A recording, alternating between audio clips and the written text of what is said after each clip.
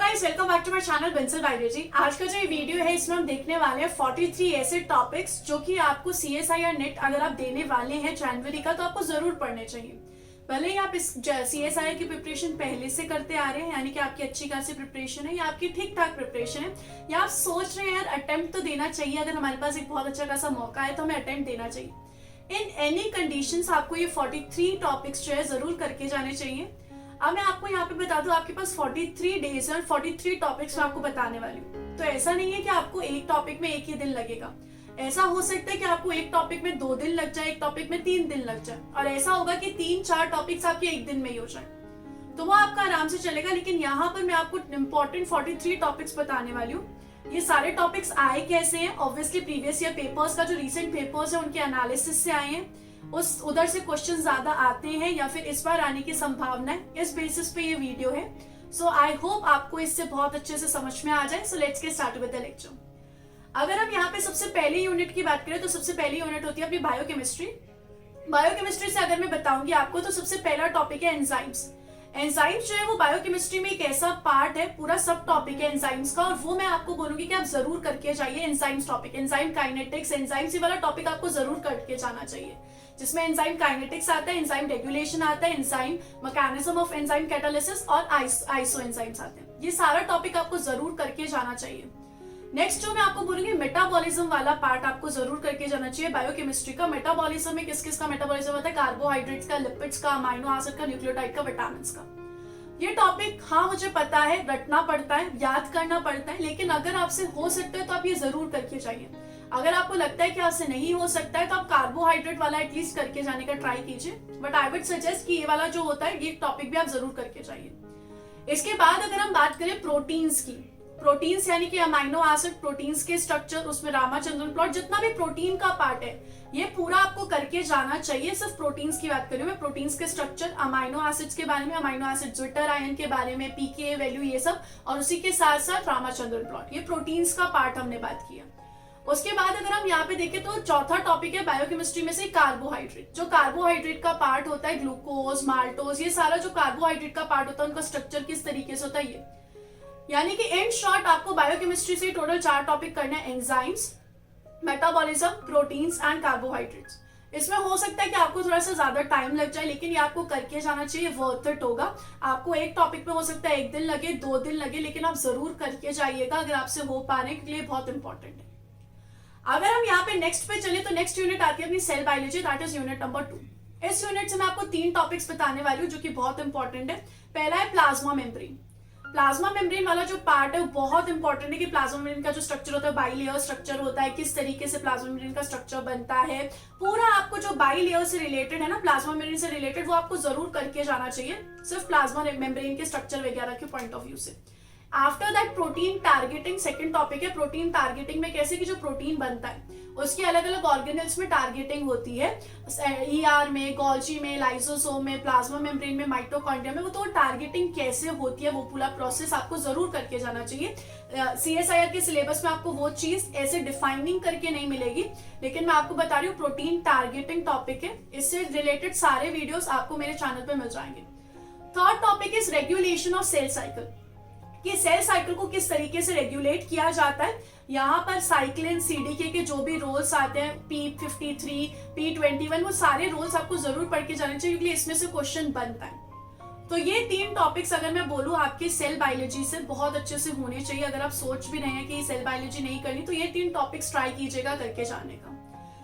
Next unit अगर हम देखें तो नेक्स्ट यूनिट है third unit, that is molecular biology. अगर हम मॉलिक्यूलर बायोलॉजी में से सबसे इंपॉर्टेंट टॉपिक बोले, मतलब मॉलिक्यूलर बायोलॉजी में तो करके ही जाना चाहिए, that is operon, lactose operon, tryptophan operon, arabinose operon.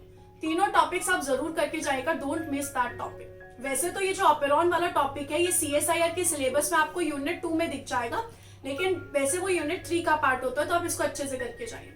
After that RNA transcription and RNA processing, यानी कि ट्रांसक्रिप्शन का जो प्रोसेस होता है, prokaryotic transcription and eukaryotic transcription. अगर आप देखेंगे ट्रांसक्रिप्शन से बहुत क्वेश्चन आते हैं और आरएनए के प्रोसेसिंग से भी। थर्ड टॉपिक होता है क्रोमैटिन रीमॉडलिंग, कि क्रोमैटिन किस तरीके से होता है, अगर मिथाइलेशन होता है तो क्या होता है, एसिटाइलेशन होता है तो क्या होता है। क्रोमैटिन से जितना भी पार्ट होता है वो आपको जरूर करके जाना चाहिए, उसमें से भी क्वेश्चंस बनते हैं। नेक्स्ट आरएनए साइलेंसिंग, कि जो आरएनए होता है उसको किस तरीके से साइलेंट किया जाता है, mRNA क्या होता है, siRNA क्या होता है, इस तरीके के जो प्रोसेसेस होते हैं आपको जरूर करके जाना चाहिए। नेक्स्ट टॉपिक आप चाहें तो आप करके जा सकते हैं अगर आपके पास टाइम होगा। नेक्स्ट टॉपिक है रेप्लिकेशन। रेप्लिकेशन से भी टॉपिक आते हैं, लेकिन अगर आपको ये चूज करना है कि आपको यहाँ तो ट्रांसक्रिप्शन करना है या आपको रेप्लिकेशन करना है, तो आई विल सजेस्ट कि आप रेप्लिकेशन ट्रांसक्रिप्शन के साथ जाइए। बट फिर भी आप अगर ये पांचों टॉपिक कर पाएंगे तो आप लोगों के लिए उतना ही हेल्पफुल होगा। Operon, RNA transcription, chromatin remodelling, RNA silencing and replication. Next topic पे अगर हम मूव करें नेक्स्ट यूनिट पे, तो वो है cell communication and cell signalling. काफी अच्छी लंबी यूनिट है ये, इसमें आपको बहुत सारे टाइप्स मिल जाएंगे। इसमें आपको सेल का पार्ट भी मिल जाएगा, इसमें आपको इम्यूनोलॉजी का पार्ट भी मिल जाएगा। इसमें से मैं आपको 3 टॉपिक्स बताऊंगी जो आपको करके जाने चाहिए। एक है सेल सिग्नलिंग, जिसमें आरटीके सिग्नलिंग आती है और जीपीसीआर सिग्नलिंग आती है। दोनों ही सिग्नलिंग आप करके जाइए। Next is extra cellular matrix. Extra cellular matrix से रिलेटेड आजकल क्वेश्चंस बहुत आ रहे हैं, उसके प्रोटीन से रिलेटेड, उसमें क्या क्या प्रेजेंट है, कौन से मॉलिक्यूल्स प्रेजेंट होते हैं, कैसे होता है, सब कुछ से क्वेश्चन आजकल बन रहे हैं। और तीसरा है एपोप्टोसिस। एपोप्टोसिस से भी आप देख सकते हैं रिसेंटली बहुत क्वेश्चंस आ रहे हैं, एपोप्टोसिस के साथ ही कैंसर। तो ये तीनों टॉपिक फ्रॉम द यूनिट 4 आपको जरूर करके जाने चाहिए। आई विल रियली सजेस्ट, और इसके ज्यादातर वीडियोस आपको बंसल बायोलॉजी वीडियो यूट्यूब पे भी मिल जाएंगे, तो आपको ज्यादा इनके लिए दिमाग नहीं खपाना पड़ेगा, आपसे आराम से हो जाएंगे। नेक्स्ट यूनिट पे अगर हम जाएं डेवलपमेंटल बायोलॉजी यूनिट, तो उसमें एक ही टॉपिक है, लेकिन वो एक ही टॉपिक सब पे भारी है, दैट इज ड्रोसोफिला। ड्रोसोफिला में से आपको अच्छे खासे नंबर में क्वेश्चंस मिल जाएंगे।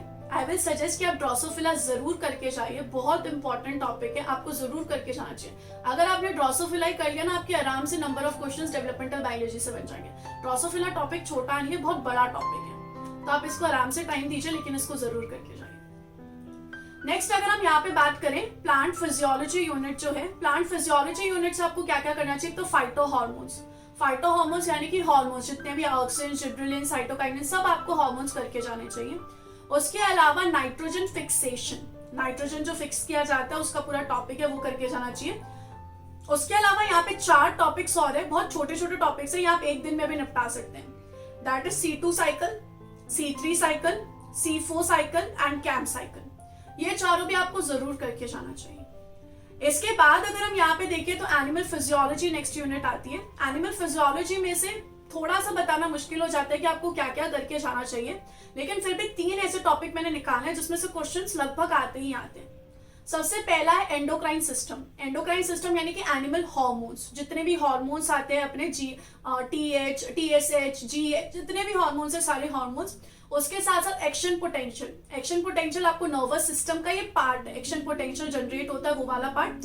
और तीसरा है सर्क्यूलेटरी सिस्टम, क्योंकि अगर आप देखोगे सर्क्यूलेटरी सिस्टम से भी काफी क्वेश्चंस पूछ रहे हैं और इसमें से आप क्वेश्चंस एक्सपेक्ट भी कर सकते हो आराम से। नेक्स्ट यूनिट पे अगर हम जाएं तो next unit is genetics unit. जो मेरे स्टूडेंट्स हैं उनको पता है जेनेटिक्स जो है वो मेरी फेवरेट यूनिट है। इसमें से मैंने बड़ी मुश्किल से 4 टॉपिक्स आपके लिए निकाले। वैसे तो बहुत सारे टॉपिक्स होते हैं, लेकिन 4 टॉपिक्स जो है, पहला है पेडिग्री। भूल कर भी पेडिग्री मत छोड़ के जाओ, पेडिग्री एनालिसिस अच्छे से करो, जितने अच्छे से हो सके वो करके जाओ। दूसरा टॉपिक इज लिंकेज। लिंकेज आपको जरूर करना चाहिए, इसमें से एक क्वेश्चन आता ही आता है, आपको जरूर करके जाना चाहिए। तीसरा है मेंडेलियन जेनेटिक्स। मेंडेलियन जेनेटिक्स जो बेसिक आते हैं ना, जो हम 12 से पढ़ते हुए आ रहे हैं, इनकम्प्लीट डोमिनेंस, कंप्लीट डोमिनेंस, वो सब आपको जरूर करके जाना चाहिए। और चौथा है एलओडी स्कोर। ये भी आपको बेशक करके जाना चाहिए, आराम से इसमें से क्वेश्चन बन सकता है। तो इन शॉर्ट अगर मैं आपको बोलूं तो आपको यहाँ पे 4 टॉपिक्स करके जाने हैं, pedigree, linkage, Mendelian genetics and Elodie score. चारों का ही आपको जो कंटेंट है वो बंसल बायोलॉजी यूट्यूब चैनल पे मिल जाएगा। अगर हम यहाँ पर नेक्स्ट यूनिट पे जाएं तो नेक्स्ट यूनिट को मैंने दोनों को मिला दिया है, that is ecology and evolution. Ecology and evolution जो यूनिट है, इसमें से मैं आपको ऐसे 5 टॉपिक्स बताने वाली हूँ जो आपको बेशक करके जाने ही चाहिए। उनमें नाम है टाइप्स ऑफ इंटरेक्शन का, कि किस तरीके से इंटरेक्शन होता है स्पीशीज के बीच में, जैसे कि कमेंसलिज्म, अमेंसलिज्म, ऑर्गेनिजम्स के बीच में, कम्युनिटी के बीच में किस तरीके से इंटरेक्शन होता है, कंपटीशन, ये सारे जो टॉपिक है, पैरासिटिज्म, प्रेडेटर, ये सब आप करके जाइए। हम बचपन से पढ़ते हुए आ रहे हैं, तो ज्यादा मुश्किल नहीं होगा, आप आराम से कर सकते हैं। पॉपुलेशन इकोलॉजी वाला जो पार्ट है इकोलॉजी यूनिट से, वो पूरा एक सब टॉपिक है, वो आपको जरूर करके जाना चाहिए। अगर मैं आपको बताऊं पॉपुलेशन इकोलॉजी में क्या क्या आता है, characteristic of a population, population growth curves, r and K selected, ये सारी चीजें आपको जरूर करके जानी चाहिए। आराम से इसमें से आपको क्वेश्चन मिलेगा ही मिलेगा आराम से। इसके अलावा अगर हम यहाँ पे जाएं इवोल्यूशन के पार्ट में, तो इवोल्यूशन के पार्ट में द मैकेनिज्म करके एक छोटा सा सब टॉपिक है इवोल्यूशन के यूनिट में।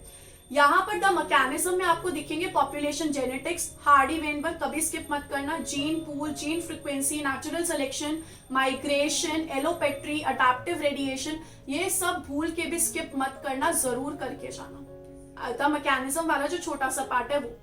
इसके बाद अगर मैं बोलूं टॉपिक तो एल्ट्रुइज्म टॉपिक भी आप जरूर करके जाना। उसमें हैमिल्टन रूल आता है, एल्ट्रुइज्म आता है, बहुत इंपॉर्टेंट टॉपिक है। किन selection, altruism, group selection, reciprocal altruism, ये सारे पार्ट आप करके जाना। इसके अलावा मैं एक स्पेसिफिकली अलग से आपको मेंशन करके बता रही हूँ सर्वाइवरशिप कर्व। सर्वाइवरशिप कर्व भी जरूर करके जाना, आराम से इसमें से आपको क्वेश्चन बनते हुए दिख जाएगा। उसके बाद अगर हम लास्ट 2 यूनिट्स पे जाए, that is applied biology and methods in biology. इसमें से हम मिला के कुछ टॉपिक्स में आपको बताने वाली हूँ।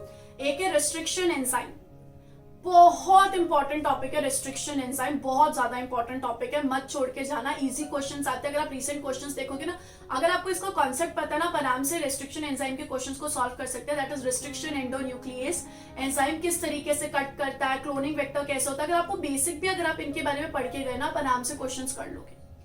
नेक्स्ट यहाँ पे अगर मैं बताऊं तो एग्रोबैक्टीरियम के बारे में जरूर पढ़ के जाइए, टॉपिक से आपको क्वेश्चंस मिलते हैं। देन इम्यूनो टेक्निक्स, ऐसी टेक्निक्स जो कि इम्यूनोलॉजी से रिलेटेड है, जिसकी एलाइजा, रिया, ऑप्टोलोनी, ये सारी टेक्निक्स भी आपको पढ़ के जानी चाहिए, बहुत इंपॉर्टेंट है। नेक्स्ट इज इलेक्ट्रोफोरेसिस, हम बचपन से करते हुए आ रहे हैं electrophoresis, agar gel electrophoresis, 2D electrophoresis, PAGE electrophoresis, ये सब भी करके जाना। Next is blotting, Southern blotting, northern blotting, western blotting. Next is PCR, polymerase chain reaction.